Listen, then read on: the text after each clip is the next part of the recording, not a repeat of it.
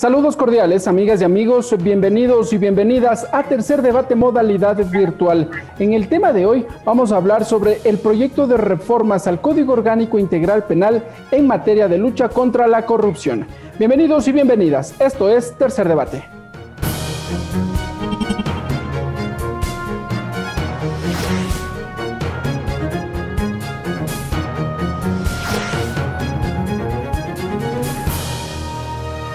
Tercer Debate, modalidad virtual. Para conocer detalles de cómo se llevó adelante la construcción de este documento, hemos invitado al asambleísta Franklin Samaniego. Vamos a revisar su perfil.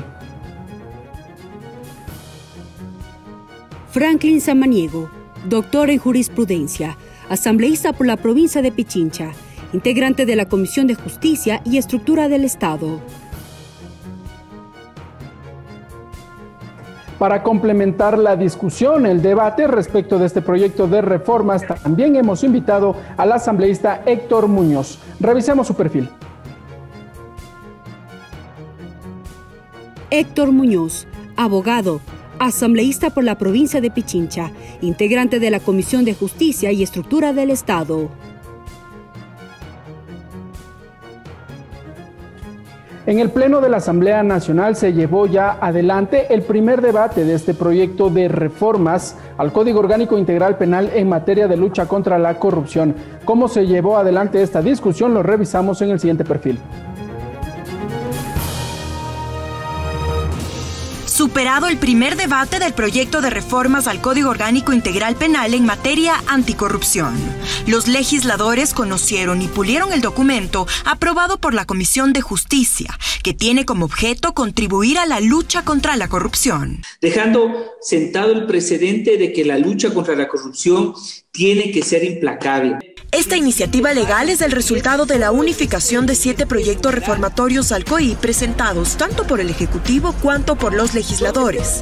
Los principales cambios al documento son: reforma 5 delitos actualmente vigentes: peculado, cohecho, concusión, tráfico de influencias y oferta de realizar tráfico de influencias. E incorpora 3 nuevos delitos: elusión de procedimientos de contratación pública, sobreprecios en contratación pública y actos de corrupción en el sector privado.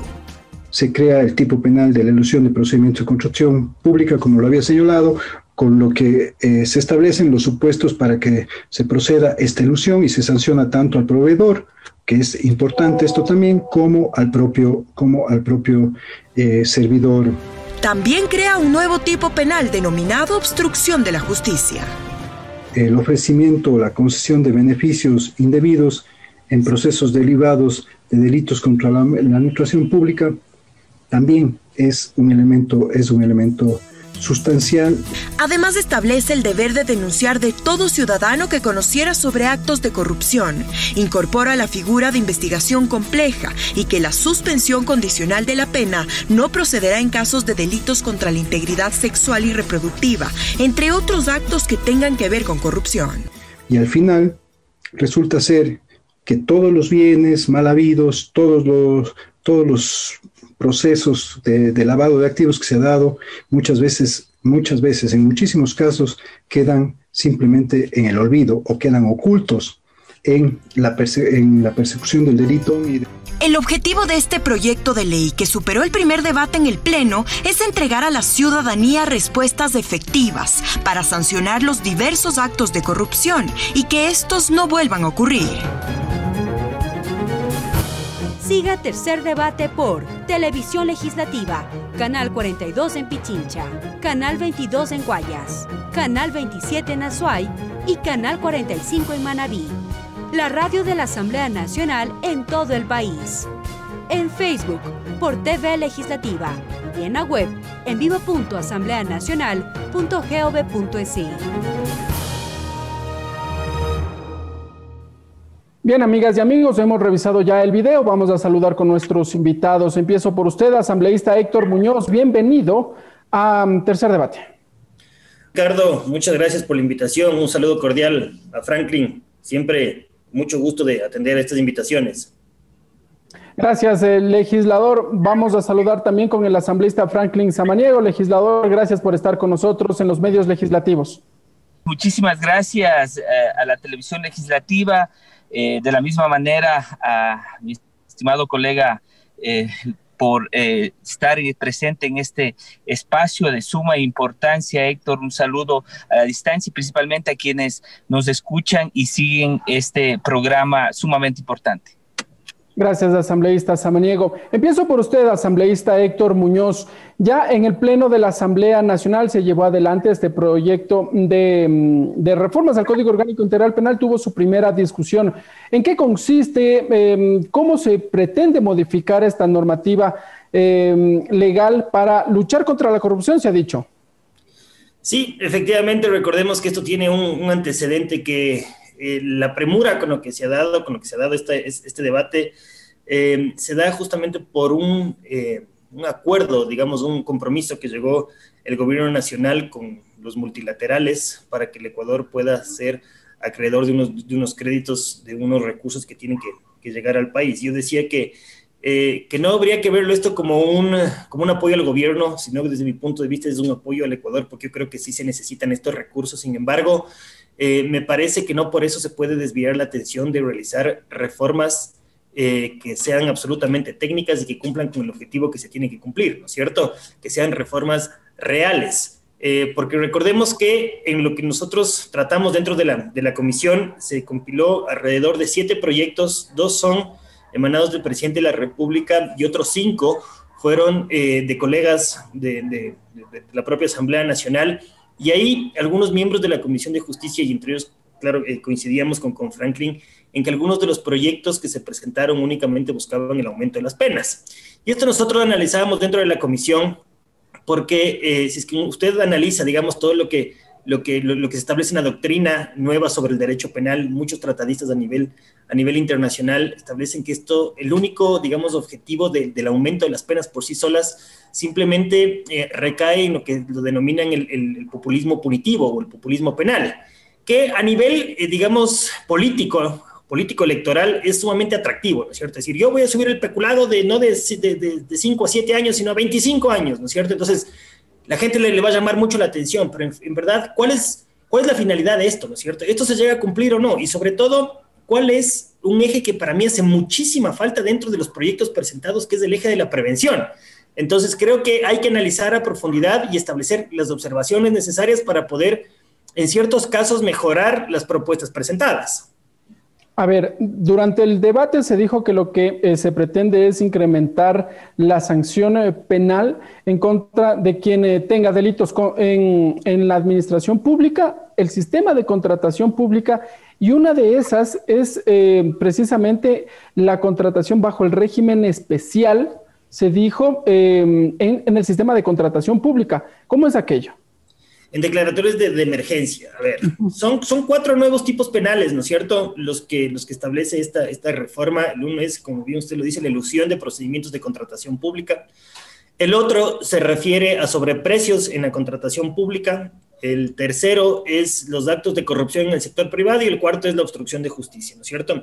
Todos estos artículos nuevos lo que hacen, además de establecer las penas, digamos, del tiempo de prisión, se podría decir, todos estos artículos nuevos se inhabilita a las personas que hayan sido sentenciadas por esta clase de delitos a ejercer cargos públicos, ¿no es cierto? Y adicional también cargos en entidades financieras. Y lo que se dice es que cuando estos actos sean sancionados, actos cometidos cuando haya sido una declaratoria de emergencia, se aplicará el máximo de la pena. Entonces, yo creo que estos dos temas sí son absolutamente innovadores. Me parece, yo estoy absolutamente de acuerdo en que se les inhabilite a las personas que hayan sido sentenciadas por esta clase de delitos de forma permanente, es decir, no van a poder ser nunca más funcionarios públicos. La otra es que este elemento adicional, que si es que son cometidos en estado de emergencia, se les ponga el máximo de la pena. Entonces, como le digo, son temas, algunos son nuevos, otros para mí podrían inclusive recaer en delitos que ya estaban contemplados en el Código Orgánico Integral Penal, pero más allá del aumento de las penas o de estos dos elementos finales que les acabo de comentar, me parece que sí es necesario trabajar en temas preventivos. Asambleísta Samaniego, quisiera conocer ahora su visión respecto de esta posibilidad de modificar el Código Orgánico Integral Penal en el sentido de luchar contra la corrupción, se ha dicho, y sobre todo en momentos de emergencia. Muchísimas gracias. Quiero iniciar señalando que la Comisión de Justicia desde un inicio ha trabajado, no solo en este tema, que es sumamente importante, es un tema que afecta al Ecuador, que afecta a los ciudadanos y que afecta a derechos.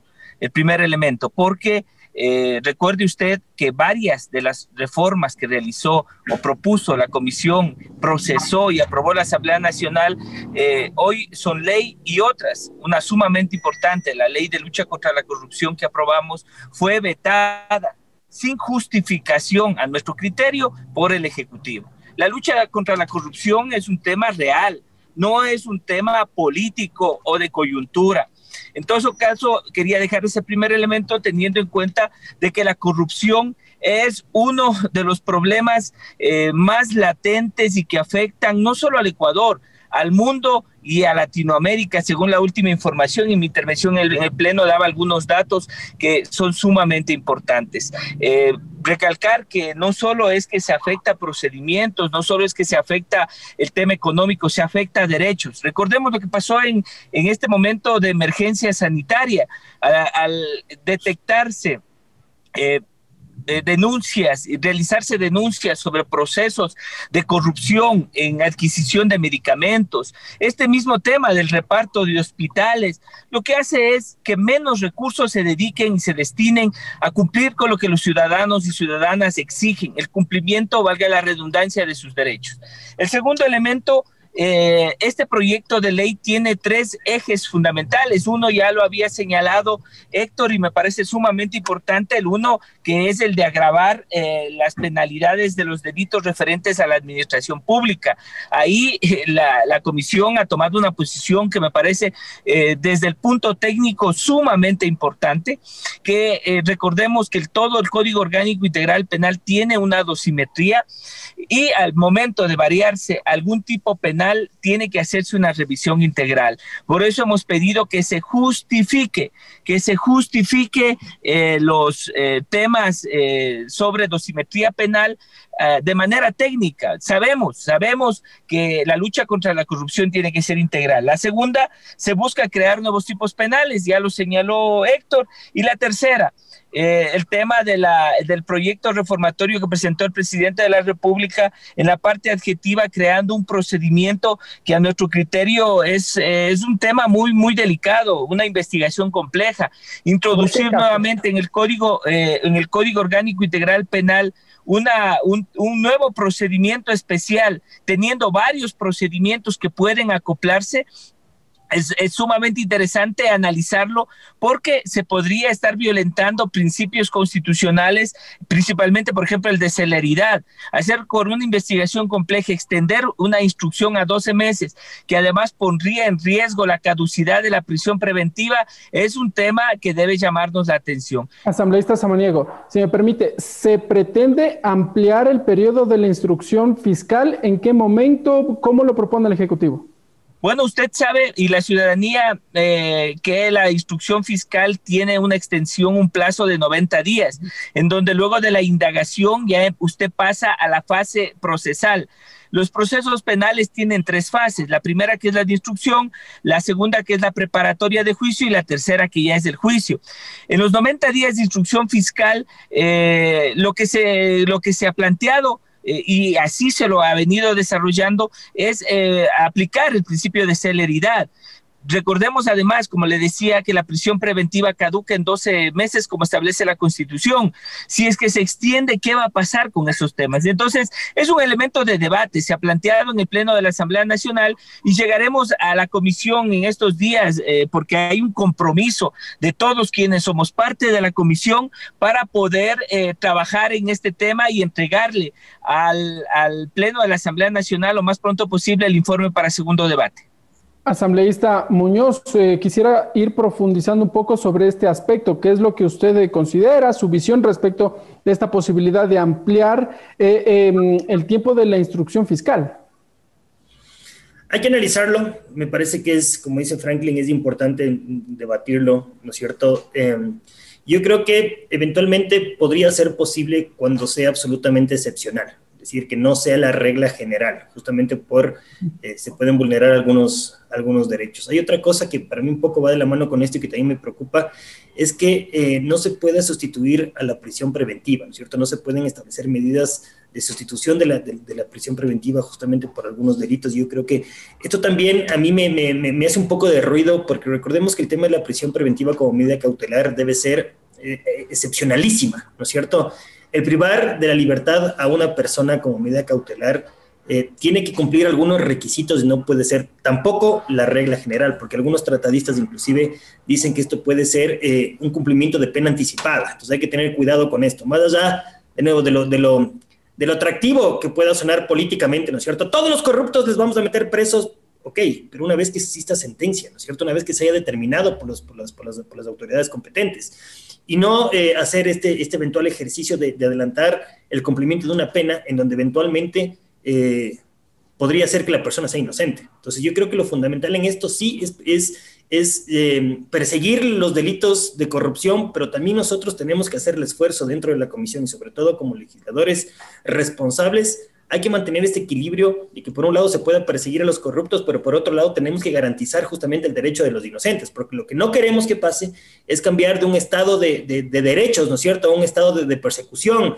a un estado de vendetta, a un estado de venganza, y esto hay que tener mucho cuidado. Yo creo que aquí hay una responsabilidad absoluta por parte nuestra de poder, digamos, trabajar muy bien estas normas y establecer, como le digo, las herramientas necesarias para los operadores de justicia, pero garantizando también el derecho de las otras personas que no son culpables. Entonces, es un tema interesante para debatirlo.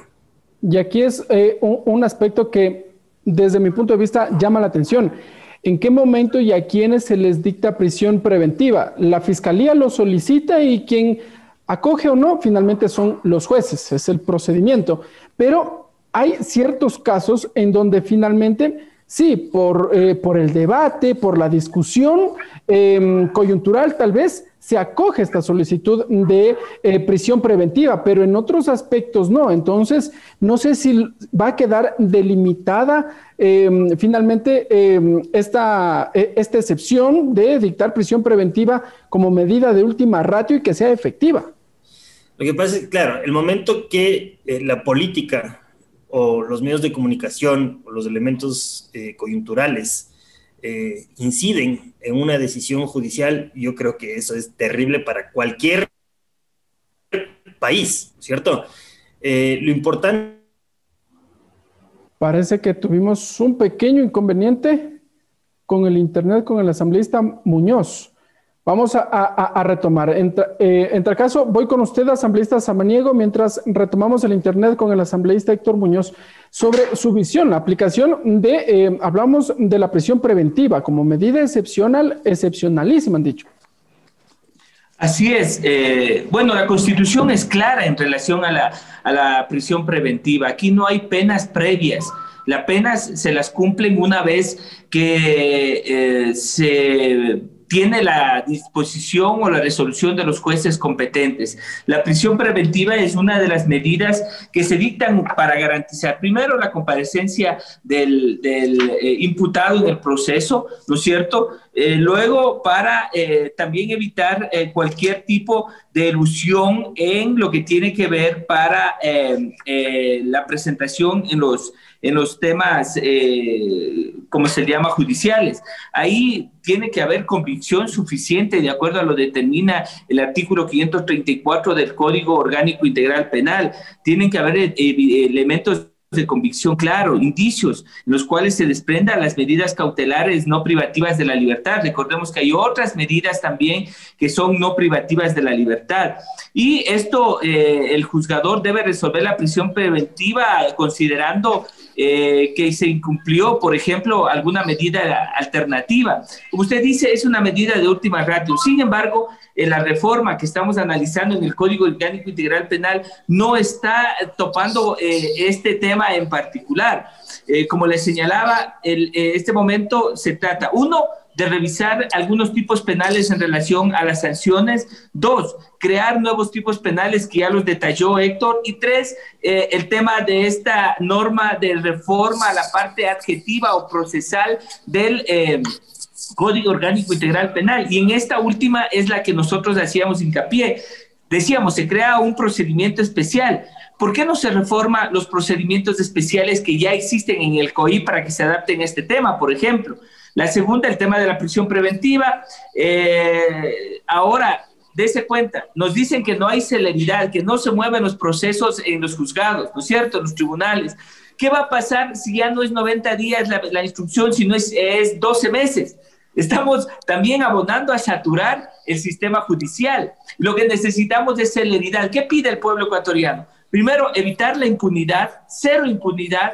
Segundo, que haya normas y procedimientos claros que garanticen la seguridad jurídica. Y tercero, que hayan sanciones y se recupere lo que ha sido materia de los actos de corrupción. En ese sentido, me parece que es sumamente importante recalcar estos elementos que la ciudadanía está planteando, que el Ecuador necesita. Y con esto un poco cierro esta parte. Yo no estoy de acuerdo con que haya una imposición del Fondo Monetario Internacional para que nosotros tengamos que luchar contra la corrupción. Es un tema que es obligación de los funcionarios públicos en tema de prevención, ¿no es cierto? Y además evitar actos de corrupción de los privados, no prestarse ni inducir tampoco a estos temas en momentos que corresponde. Y tercero, a nosotros desde la Asamblea Nacional dar las normas pertinentes a la función judicial, cumplir con a los órganos de control, cumplir con sus funciones y evitar eso, impunidad, evitar que no se recupere lo sustraído y tercero, adicionalmente prevenir, que es un elemento que lo ha puesto Héctor y que me parece sumamente importante. Muy bien, asambleísta Samaniego. Vamos a retomar esta conexión con el asambleísta Muñoz. Superamos un pequeño inconveniente con el internet nada más, asambleísta Muñoz, sobre esta visión que usted maneja respecto de la oportunidad, el sentido de pertenencia para aplicar la prisión preventiva, asambleísta Muñoz.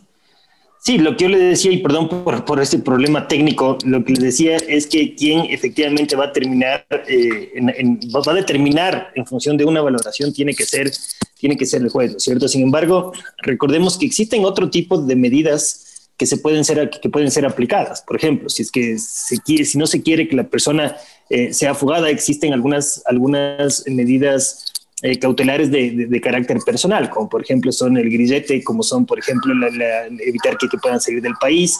Si es que se quiere, por ejemplo, precautelar los bienes, se tienen medidas cautelares de carácter real, en donde siempre la prisión preventiva va a ser la última, o sea, como la última posibilidad, ¿no es cierto? Y esto no porque lo diga yo, porque lo diga Franklin o porque lo diga cualquiera de los miembros de la Comisión de Justicia, sino porque...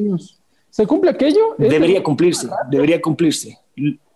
Sí, lo que yo le decía antes era justamente eso, ¿no es cierto? Que los operadores de justicia no pueden estar contaminados ni por temas de criterios políticos, ni por temas de criterios coyunturales, ni por tema de asuntos que estén en los medios todos los días, ¿no es cierto? Porque si es que los operadores de justicia toman decisiones en función de estos 3 elementos, yo creo que sería absolutamente lamentable y terrible para el país. Pero de nuevo, para mí es importante este eje que no se está tomando en cuenta en estas reformas, que es el eje de la prevención. Yo en el pleno de la Asamblea Nacional el pasado sábado hacía un análisis, por ejemplo, de un concepto que no es del todo nuevo en el país, pero que yo creo que es hasta ahora a nivel voluntario, digamos, que es este tema del concepto del cumplimiento normativo, que se lo conoce a nivel internacional como el compliance, ¿no es cierto?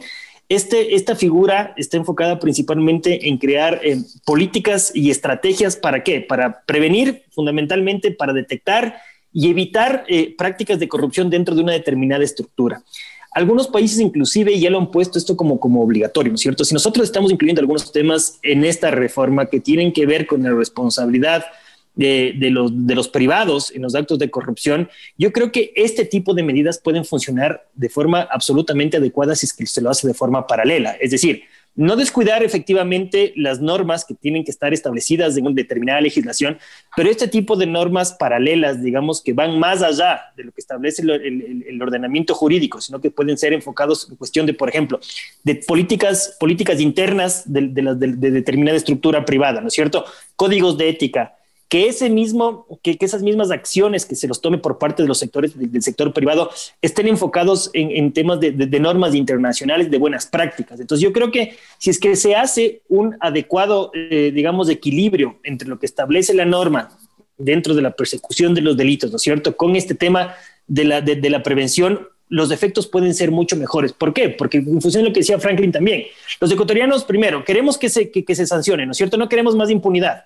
Queremos que se pueda recuperar lo robado, y eso lo tenemos ya en el segundo debate, la ley de extinción de dominio. Pero fundamentalmente lo que queremos es que no se cometan los actos, y para que no se cometan estos actos de corrupción es indispensable la prevención.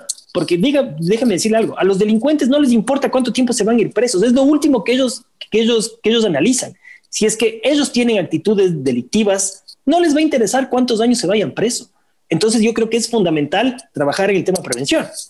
Muy bien, asambleístas, nos vamos a ir a una pausa. Cuando regresemos hablaremos también sobre este régimen especial dentro del sistema de contratación pública, porque también se prevén reformas, y un aspecto también que se encuentra en discusión al interior del Pleno de la Asamblea Nacional es esta otra iniciativa de lucha contra la corrupción que pretende recuperar, se ha dicho, los recursos mal habidos. Nos vamos a ir a una pausa. Cuando regresemos vamos a continuar dialogando con los asambleístas Franklin Samaniego y Héctor Muñoz. Sigan con nosotros, amigas y amigos, esto es Tercer Debate.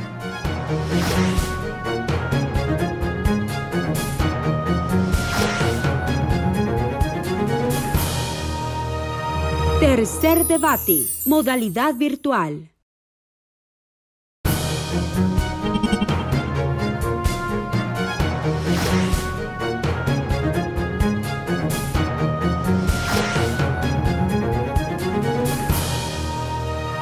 Tercer Debate, modalidad virtual. Siga Tercer Debate por Televisión Legislativa, Canal 42 en Pichincha, Canal 22 en Guayas, Canal 27 en Azuay y Canal 45 en Manabí. La radio de la Asamblea Nacional en todo el país.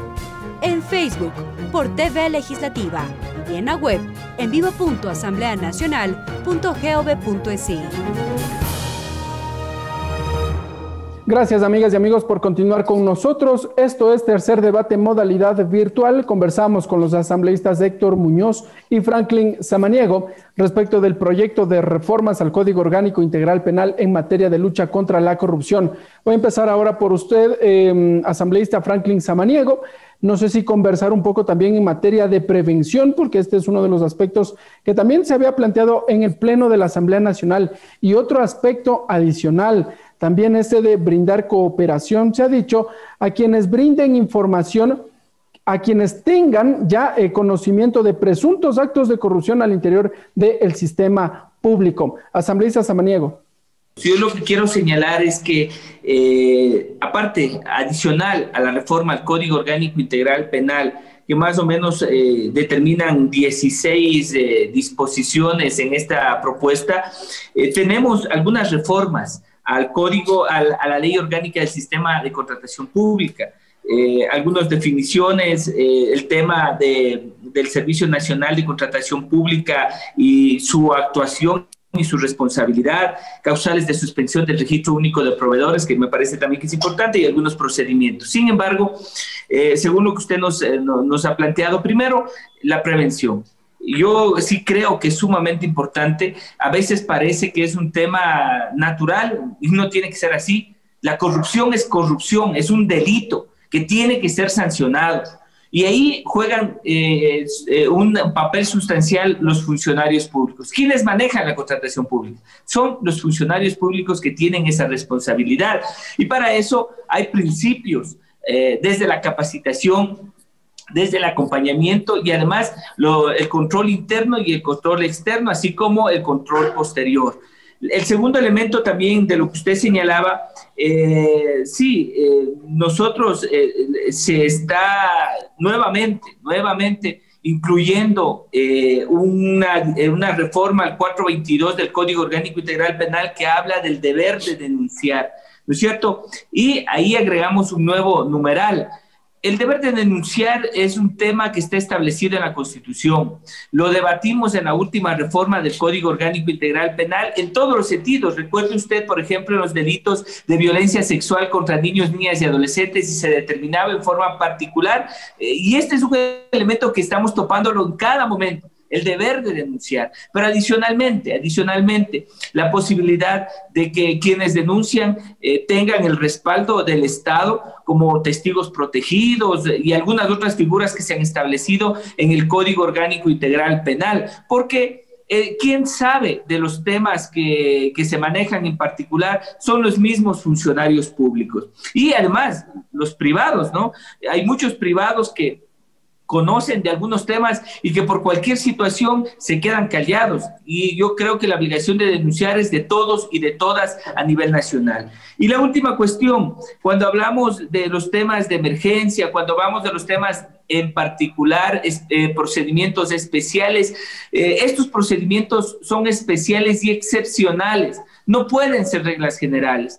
En muchos casos que, por ejemplo, en lo que tiene que ver con emergencias, se declara emergencia por cualquier cosa para poder acogerse a estos procedimientos. Sin embargo, ahora se está incluyendo a partir del artículo 281 del Código Orgánico Integral Penal una disposición que habla de la elusión, sanciona la elusión de procedimientos precontractuales y contractuales en emergencia. Ahora bien, asambleísta Samaniego, con todos estos aspectos, con todo este abanico de discusión, ¿no da más bien la sensación de que lo que se pretende es modificar todas las normas posibles con el fin de luchar contra la corrupción? De acuerdo, pero ¿no se está centrando en un aspecto específico, concreto? Bueno, de ninguna manera. Esta reforma se refiere a los delitos contra la administración pública en general. Hablamos del peculado, del cohecho, de la concusión, del tráfico de influencias, de la oferta para tráfico de influencias y adicionalmente de la prisión preventiva y el deber de denunciar, ¿no es cierto? Entonces ahí tiene usted una integralidad de algunos temas que creo yo que bien manejados, porque además hay otra cosa. Las leyes están ahí, el procedimiento de peculado existe, el tipo penal peculado, cohecho, concusión, hay que irlos afinando, no de acuerdo a la coyuntura. La coyuntura lo que hace es que se oriente la normativa penal y se crea que mientras más altas son las penas, menos delitos va a haber. Mientras más procedimientos cortos o largos haya, menos corrupción va a haber, y no es así. Tiene que sancionarse, muy de acuerdo, a todos, sin miramientos, ni de periodo político, ni de nombre y apellido. Aquí la ley es para todos, es general. No puede haber procedimientos que vayan determinados, orientados a tal o cual persona, sino eso lo que hace es dañar, dejarnos en inseguridad jurídica y poner también en tela de duda la obsecuencia, la prolijidad, la celeridad y muchos de los principios que tienen que respetarse desde los aparatos de justicia y de control. Asambleístas, ustedes son integrantes de la Comisión de Justicia. Asambleísta Héctor Muñoz, ¿por qué número de reforma va ya la Comisión de Justicia al Código Orgánico Integral Penal? Le consulto esto porque en la última reforma al menos habían, si no era menos, 50, 60 proyectos. 58 proyectos de reforma al Código Orgánico Integral Penal que fueron tramitados. Ahora hay unos nuevos y entiendo que todavía la Comisión de Justicia tiene pendientes tramitar otras iniciativas legales en ese sentido. Sí, es lo que un poco lo que le decía. Quizás para el tema político electoral puede ser muy, muy atractivo el querer reformar y aumentar las penas. Tenemos que yo creo que sí han caído algunos de los colegas en este error. No obstante, lo que hay que averiguar es que si es que en verdad esto va a servir de algo o no. Desde mi punto de vista, no. Y no porque lo diga yo, sino porque la experiencia internacional nos dice, ¿no es cierto? Como te decía, muchos tratadistas de cualquier parte del mundo empiezan a hablar de todo este tema que tiene que ver con el populismo punitivo. Ahora, usted hizo antes una pregunta que me parece que es importante y que es algo de lo que yo un poco le planteé en el Pleno de la Asamblea Nacional sobre el concepto de los informantes, ¿no es cierto? Esto es bastante curioso porque inicialmente yo estaba en total desacuerdo con que se pueda, digamos, incentivar a que la persona denuncie a cambio de un dinero o incentivar a que una persona sea informante a cambio de un recurso, ¿no es cierto? Yo decía, ¿por qué se le tiene que premiar al chismoso, ¿no es cierto? O sea, lo que se va aquí a querer, digamos, incentivar es que la persona vaya y cuente sobre un delito sin saber efectivamente si tiene o no tiene información. Sin embargo, me di cuenta que estaba absolutamente equivocado y yo creo que esto también es bueno hacer mea culpas cuando nosotros nos equivocamos, ¿no es cierto? Y esto a mí me permitió ponerme a investigar a profundidad sobre este asunto. Y es que este tema de los informantes a nivel internacional se convierte en una de las estrategias más exitosas de lucha contra la corrupción. Y, por ejemplo, el ejemplo más cercano que podemos tener nosotros es lo que pasa en Estados Unidos y que una de las comparecencias que fue bastante interesante, que había tenido experiencia en esto, un poco nos contaba. Estados Unidos tiene ya una ley modelo para la aplicación coercitiva de normas que incluyen figuras como el tema de los informantes o autorizaciones para investigaciones de encubierto, ¿no es cierto?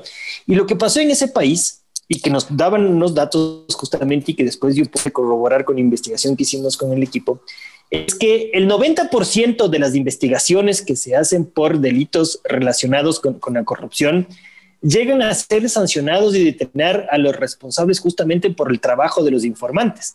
Entonces, yo creo que sí es algo que, de nuevo, paralelamente, más allá de lo que se está trabajando, se podría poner, digamos, en aplicación, siempre y cuando efectivamente se puedan respetar los derechos fundamentales, se siga un debido proceso, ¿no es cierto? Y lo que le decía cuando empezamos la entrevista, para mí lo fundamental es que sí, que se tengan normas para perseguir a los corruptos, pero sobre todo que se pueda garantizar el derecho de los inocentes, porque para mí es fundamental.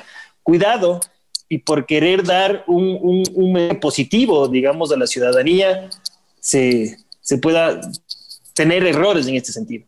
Asambleísta Muñoz, a ver, de acuerdo en brindar facilidades, apoyar a las personas que entreguen información si tienen conocimiento de un presunto acto de corrupción. Como suena espectacular, pero ahora bien, no podríamos caer en el otro sector en quien pretenda denunciar, pero sin pruebas. ¿Qué va a pasar allí entonces? Quien finalmente diga sí, o sea... Tienen que tener toda... ¿Cómo va a funcionar? A ver. Asambleísta Muñoz. El que pretenda denunciar sin pruebas, no sé si es que me escucha ahí. Sí, lo escuchamos bien.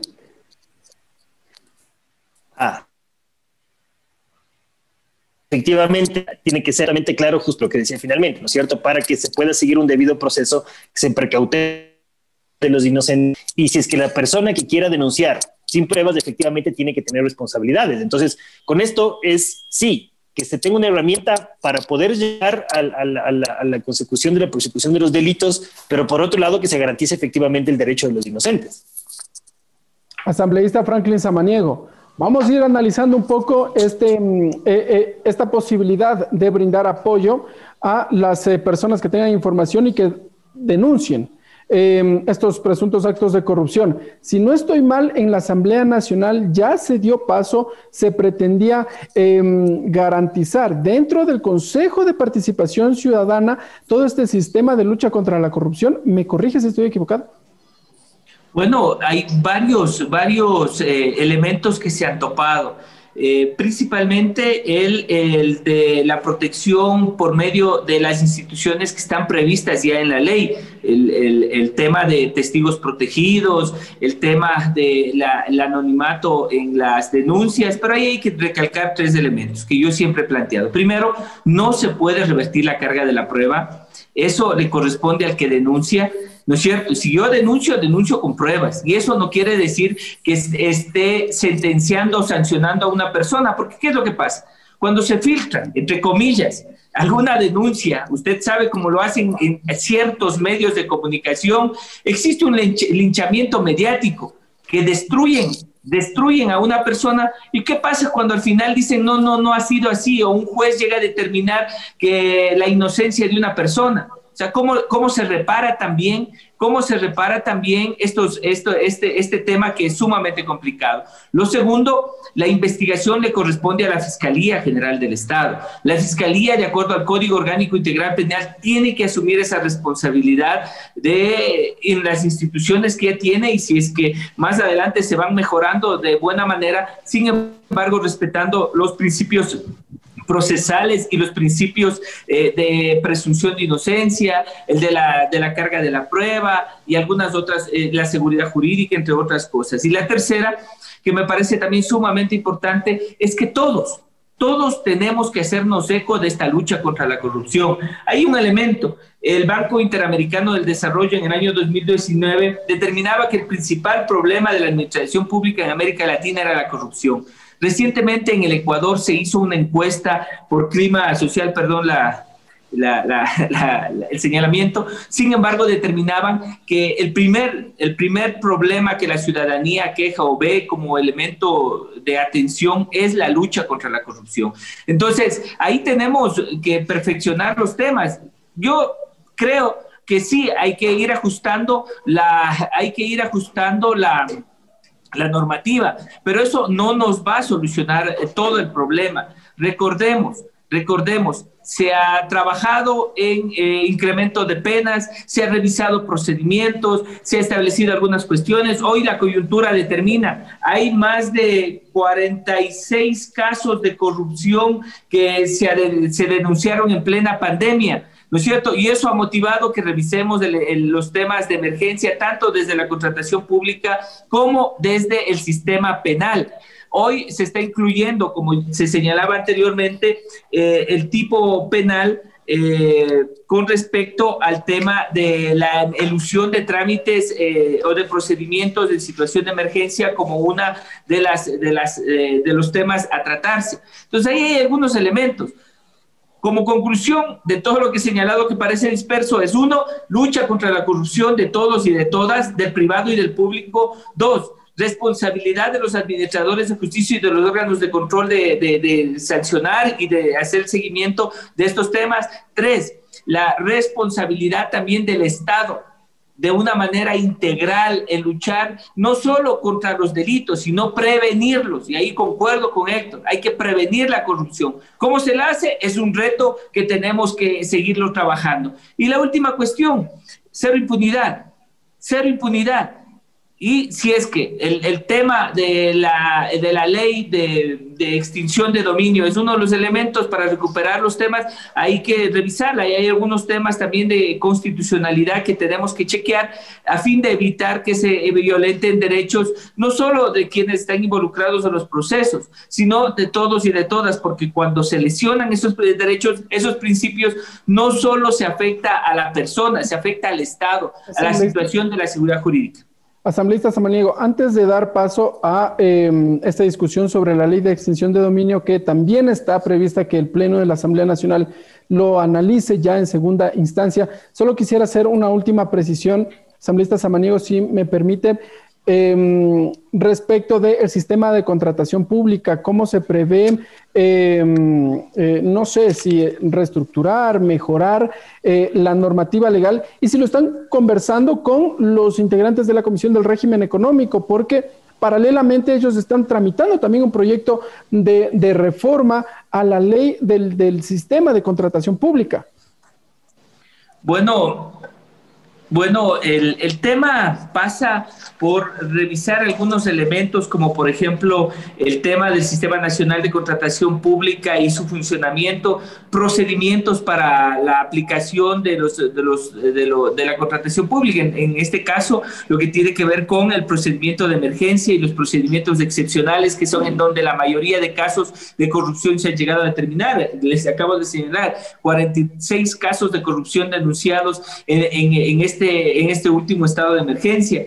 Inhabilidades especiales para la contratación y, por ejemplo, el tema de ser inhabilitados en el registro único de proveedores de los particulares. Recuerde usted que tanta culpa tiene el que pide como el que da, o el que ofrece y el que recibe, ¿no es cierto? Entonces ahí hay algunas responsabilidades y por eso es que se ha recalcado el tema de la responsabilidad de los privados. Las infracciones a los proveedores que se está también analizando, cómo ellos, ¿qué pasa cuando un proveedor a medio camino deja de cumplir con su obligación? Se queda solo en el ámbito administrativo, se traslada a otros tipos de responsabilidades y lo que hemos señalado en el Código Orgánico Integral Penal, que tiene que ver con los regímenes especiales, principalmente el procedimiento, elusión de procedimientos en época de emergencia. Ahora, al final, usted decía si estamos haciendo una coordinación. Este momento, el compañero Henry Cucalón y varios de los asambleístas de la comisión se encuentran trabajando también y aportando en esta reforma a la que usted hace la referencia. Es importante articularla. Sin embargo, me parece que son complementarias, pero es una muy buena recomendación que yo personalmente la acojo para con el presidente de la Asamblea y con Héctor en la próxima reunión. Ya habíamos conversado de tener una reunión conjunta con la otra comisión. Asambleísta Héctor Muñoz, no sé si tiene también que agregar algo respecto del sistema de contratación pública antes de pasar a detallar, a conocer brevemente qué consiste este proyecto de ley de extinción de dominio. Sí, simplemente dos temas súper puntuales, ¿no es cierto? El uno es que con esta nueva incorporación del delito de elusión de procedimientos en contratación pública, lo que se trata de hacer es poner penas proporcionales en función de cuáles son los procedimientos en cuanto al monto. Es decir, antes de que, bueno, hoy por hoy, es decir, antes de que esto pueda entrar en vigencia, da lo mismo robarse $10 que robarse 10 millones, ¿no es cierto? Y esto es un poco ilógico. Lo que está estableciendo aquí, estos procedimientos de elusión en el tema de contratación pública, es un poco tener una proporcionalidad dependiendo al monto. Y otro tema que a mí un poco me preocupa es que se está otorgando una facultad a los operadores de justicia de la suspensión del procedimiento de contratación pública, cuando eso es algo que es inherente y que está dentro de las funciones del CERCOP. Entonces, hay algunas cosas que sí se tiene que ajustar. Me parece que las observaciones que se han presentado por los colegas en el pleno del día sábado son absolutamente bienvenidas. Y de nuevo, si es que hay algo, para mí lo fundamental, de verdad, si es que queremos que una justicia funcione, lo primero que se tiene que hacer es precautelar los derechos de los inocentes. Entonces, creo que en función de estos criterios, más las observaciones, creo que tenemos este reto de trabajar, digamos, quizás con dobles jornadas en el día para que se pueda llegar a una reforma que más allá de lo coyuntural sea efectiva, sirva y cumpla el objetivo que queremos todos los ecuatorianos. Se entregará este informe para segundo debate. Uno entendería a lo largo de la semana que decurre. ¿Cuál es el plazo, el momento para entregar ya el documento definitivo? Esto ya queda en las autoridades de la Asamblea para que definan oficialmente si es que va a haber vacancia o no. Desde mi punto de vista, yo creo que una asamblea que está tan venida menos y que tiene niveles de aceptación tan bajos, lo que menos debería hacer es tener una vacancia. Esto habrá que analizar si es que existe alguna disposición legal que obligue para que esto se cumpla, porque de lo contrario yo creo que nos tenemos que centrar en los temas prioritarios, y para mí uno de los temas prioritarios es justamente este. Muy bien, entonces, adicional, en diciembre se prevé que el Consejo de Administración Legislativa fije una fecha para el segundo receso constitucional, así lo establece, que debería tener la Asamblea Nacional. Asambleísta Franklin Samaniego, centrémonos brevemente en estos pocos minutos que nos queda en el proyecto de ley de extinción de dominio, que ha sido ya convocado el informe para segundo debate a el Pleno de la Asamblea Nacional. Está ya convocada la sesión, la continuación de la sesión viene desarrollándose a lo largo de estos días. ¿En qué consiste esta iniciativa legal? Muchas gracias.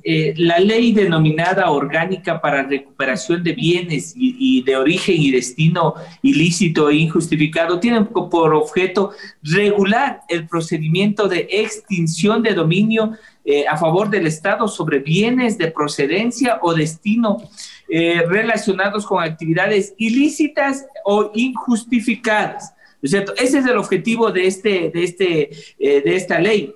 Ahí hay algunos elementos que nos han llamado un poco al debate, el tema de la retrospectividad y algunos principios. Recordemos que las leyes no tienen efectos retroactivos, son de aquí para adelante. Sin embargo, se ha incluido, por ejemplo, el principio de retroactividad que determina que la extinción de dominio se aplicará desde que la ley entre en vigor a situaciones no consolidadas antes de su vigencia. Y la otra cuestión es que existe un procedimiento establecido en donde se determina como sujetos procesales a la Fiscalía General del Estado para el tema del procedimiento y evacuar todo, como se llama, las competencias que tendría en la investigación patrimonial sobre extinción de dominio de oficio o por disposición judicial. Ahí, en forma expresa, se ha señalado que la Fiscalía General, directamente o a través de los agentes fiscales, la Fiscal General o a través de los fiscales, podrán desarrollar los procedimientos especializados para la extinción de dominio. Un solo elemento. Yo creo que hay que avanzar en el debate, yo creo que necesitamos recuperar los capitales. Sin embargo, una de las preocupaciones que hemos tenido en la Comisión de Justicia es que cómo en este momento, cuando usted desarrolla un procedimiento penal, investiga a una persona en relación a un bien jurídico protegido. En este caso va a haber un procedimiento parapenal paralelo, ¿no es cierto? Paralelo al procedimiento de investigación que se refiere única y exclusivamente a los bienes. En todo caso, dejo aquí algunos elementos que me parecen muy importantes y solo determinar unas cositas que me parecen sumamente... Muy brevemente. Las causales de extinción, ¿no es cierto? Los bienes de origen directo o indirecto de una actividad ilícita, los que tengan material, sea producto se dispongan de una actividad ilícita, pero que adicionalmente formen parte de un incremento patrimonial no justificado, que ahí hay dos elementos, lo uno que tiene que ver con materia civil y lo otro que tiene que ver con materia penal. Asambleísta Héctor Muñoz, igualmente, sus criterios en respecto de esta normativa legal o propuesta todavía de iniciativa legal. Sí, yo decía que desde lo conceptual, ¿no es cierto? Habría que ser demasiado sinvergüenza para oponerse a la expedición de una herramienta tan importante para los ordenadores de justicia, para los operadores de justicia. Sin embargo, sí, efectivamente hay algunos temas que a mí me preocupan, que yo creo que se tienen que todavía mejorar.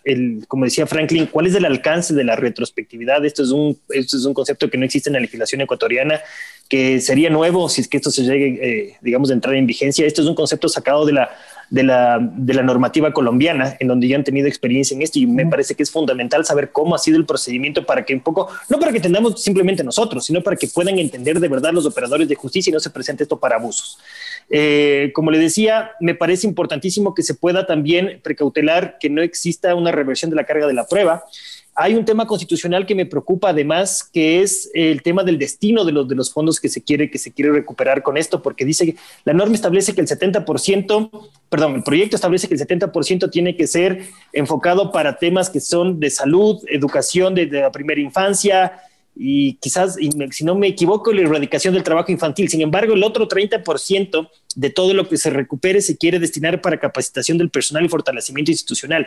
Esto es claramente contradictorio con el artículo 298 de la Constitución, que prohíbe las preasignaciones. Es decir, para el 70% la Constitución establece claramente que existe la posibilidad de hacer estas preasignaciones, pero para lo otro no. E inclusive, si es que no me equivoco con el número, porque no me acuerdo, es el artículo 70, si no me equivoco, establece que los gastos administrativos de la institución que se quiere crear justamente para la recuperación de los capitales se pagarán con cargo a los productos, rendimientos y frutos y accesorios por parte de esa misma recaudación. De nuevo, esto para mí es absolutamente inconstitucional. Yo lo estoy preparando justamente en el informe para presentarlo ante el Pleno, porque yo sí creo que esto se tiene que corregir. Muy bien, entonces allí los aspectos de esta iniciativa legal que también está en la discusión, se enmarca en la globalidad de estos proyectos de ley de lucha contra la corrupción. Asambleístas, en 10 segundos, brevemente, les voy a solicitar sus conclusiones, expectativas de este proyecto de reformas al Código Orgánico Integral Penal. Voy a empezar por usted, asambleísta Samaniego, muy brevemente, por favor. Muchas gracias. Decirles que desde nuestra bancada hay todo el apoyo para sacar adelante estos proyectos de ley principalmente respetándose los principios y derechos que establece la Constitución.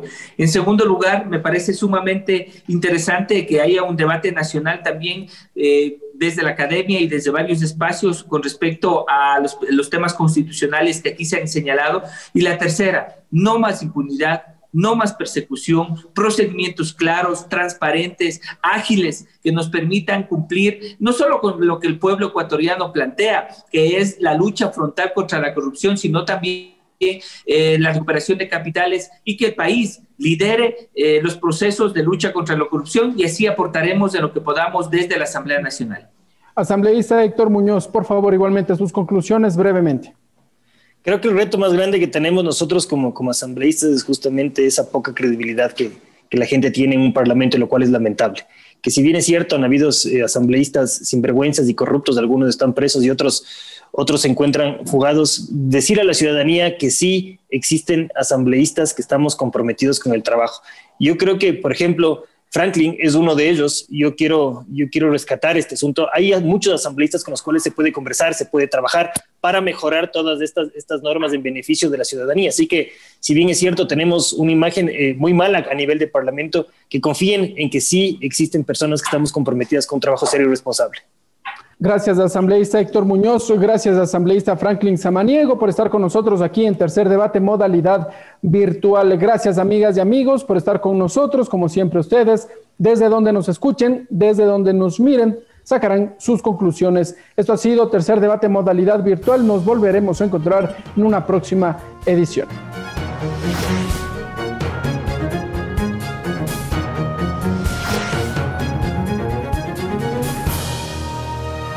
Tercer Debate, modalidad virtual.